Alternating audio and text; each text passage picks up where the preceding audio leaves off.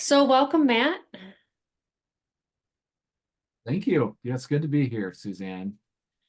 And let's just start off with a quick introduction of who you are. Yeah, so my name is Matt Oesch. I'm 40 years old. I've been married to Shelley for 15 years. We have five children. Their ages are 14, 12, 10, 8, and 7.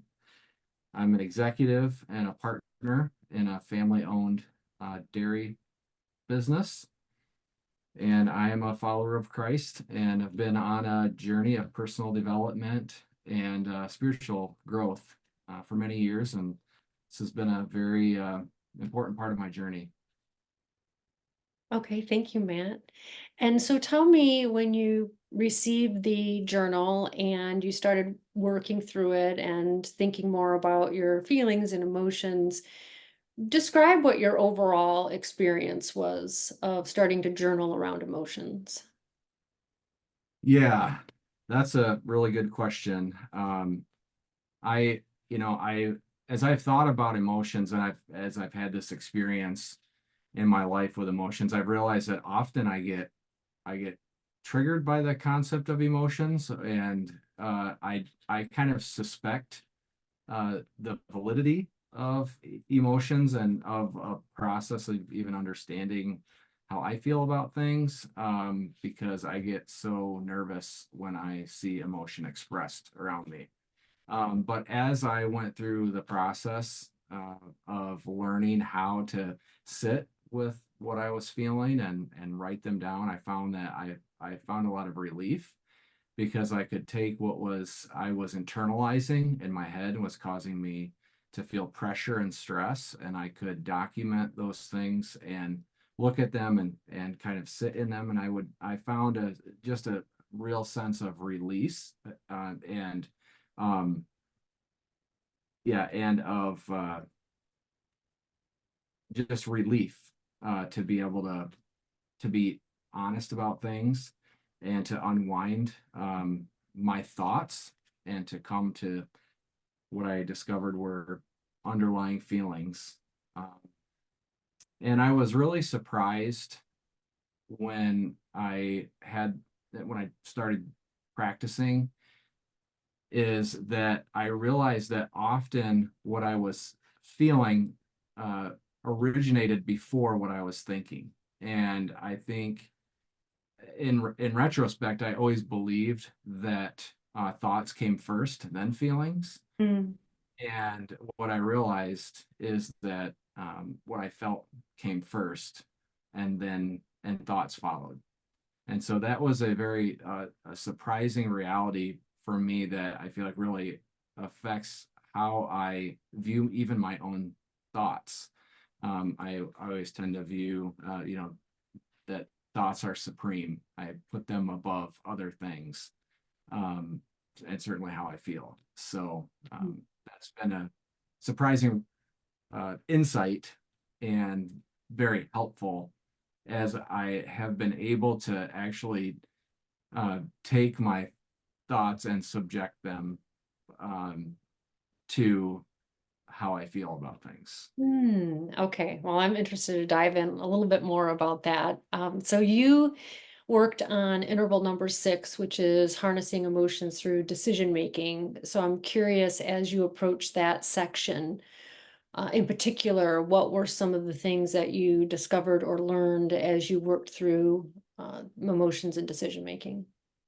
Yeah, so I think why this was so meaningful to me, why I resonated with the decision making section, is because in my role in our family business, making big, hard decisions is has become such a big part of my role. Hmm.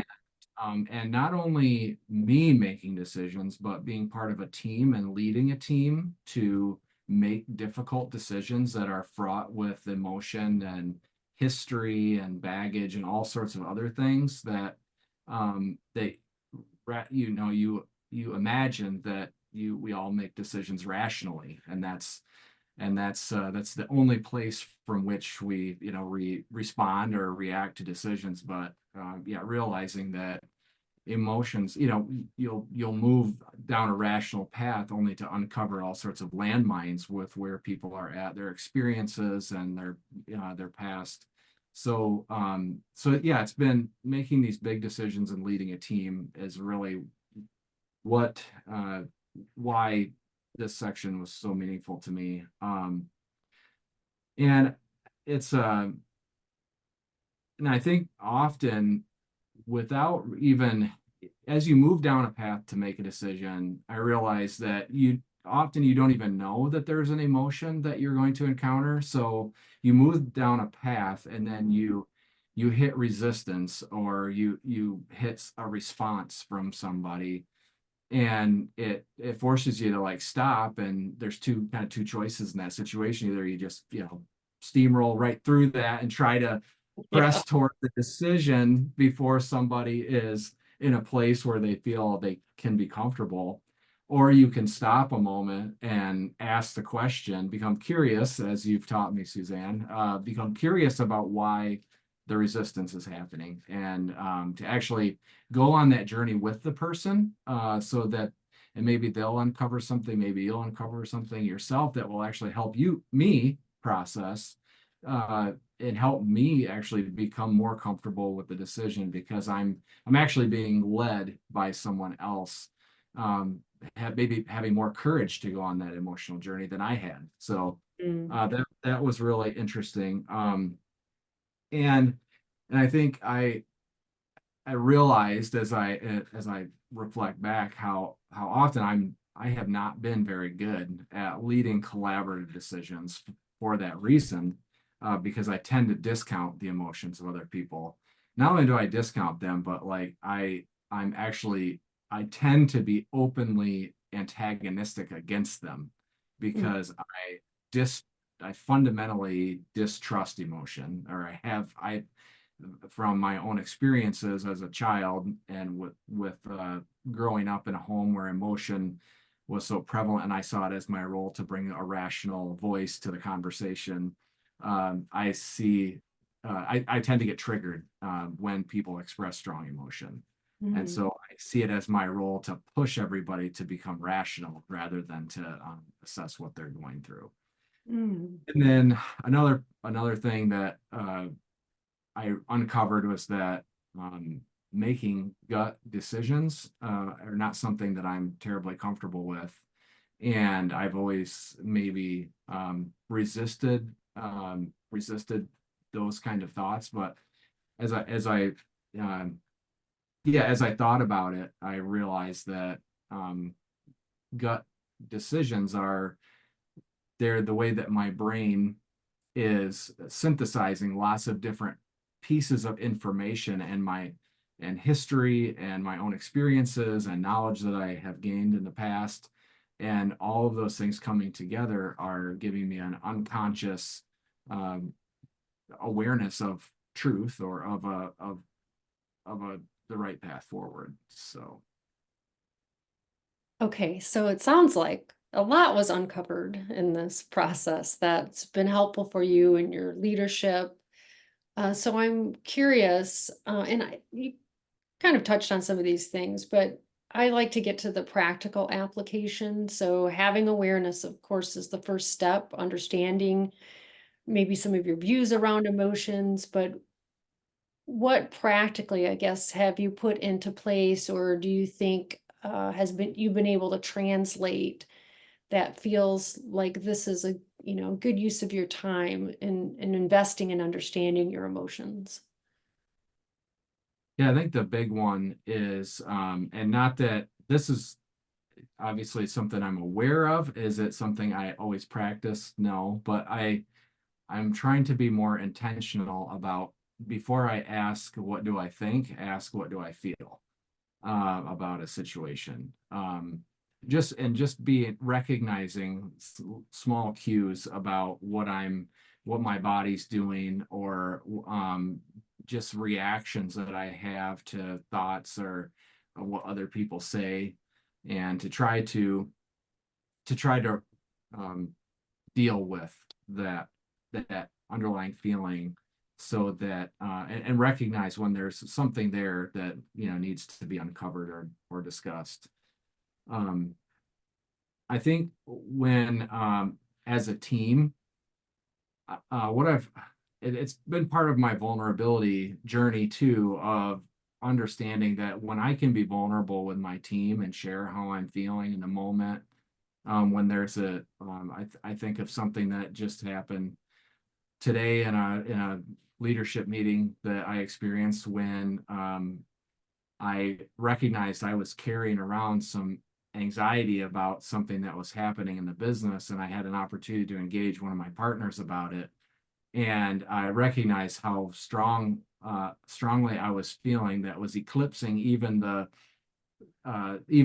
rational uh, severity of the problem. And Mm. so just being willing to stop myself in those times and say, I'm sorry that I'm coming across so strongly. Let me back off of that and say, this is not about you, it's about me. And then also, for my when other team members, and I'm recognizing them, that's something I've really tried to implement. When I see them having a similar experience, rather than trying to rationally attack their view or undermine where their what their position is, I've been trying to just be gentle with them in those times, and ask them more questions about how they're feeling, and try to help them get through that experience. Recognize that we all have those times when we encounter more strong emotions than what we really knew we had about something. Right, right. And here's the thing, they're going to work covertly or Yeah, overtly. And so you're that being able to talk about it and be open about it is far more effective, right? Than them all bubbling underneath the surface, working covertly. And I really like too what you said about the rational versus the emotional. I think sometimes people see that as a either or versus an and, yeah, where emotions are more difficult to sort out. They're not instructions per se, but they are information. And you miss out on that information when you push them away and ignore them. And by incorporating them into your decision making, into your rational thoughts, right? It can be far more powerful. So I love that you can see the value in that. I think, as I think back, and I see that sometimes I'll leave an encounter or a meeting, and I will think we have agreement, but I'll just be able to feel intuitively, and just, yeah, from the reactions and the body language of whoever was having an episode in the meeting. I'll be able to sense that they're really struggling even to be on board, and maybe the follow through on whatever decision was made is going to be half probably half-hearted, probably um, is not going to be the most, yeah, it's probably not going to be approached with all of their effort, just Mm, because yeah. what they were feeling was not addressed in the moment. Yeah. So, I mean, from a practical standpoint, it helps us be more efficient, right? Even though it feels painful in the moment, sometimes to take the time to Yes. to explore those things, to make space for people's feelings. In the end, it actually can help us save time and distress and conflict. You know, Yeah. yeah, I can Great. be a leader to help people process what they're feeling about things. That really is good leadership, and people are going to feel much more comfortable the next time this happens, that that they're safe to be able to express dissent, or whatever the situation is, that they're going to feel that they're being valued and heard. And I see how I've not always in the past helped people feel that way. So Yeah. Yeah. Well, thank you, Matt, for sharing your experience and your insights into using the journal and how it's helped you in your life and your work. I appreciate all that you brought and for being open and vulnerable about what your experience is to benefit other men. So thank you so much. absolutely happy to do it. Happy to give back. It's many others have been a blessing to me, and it's good to be part of being able to give back a little bit. So thanks, Suzanne.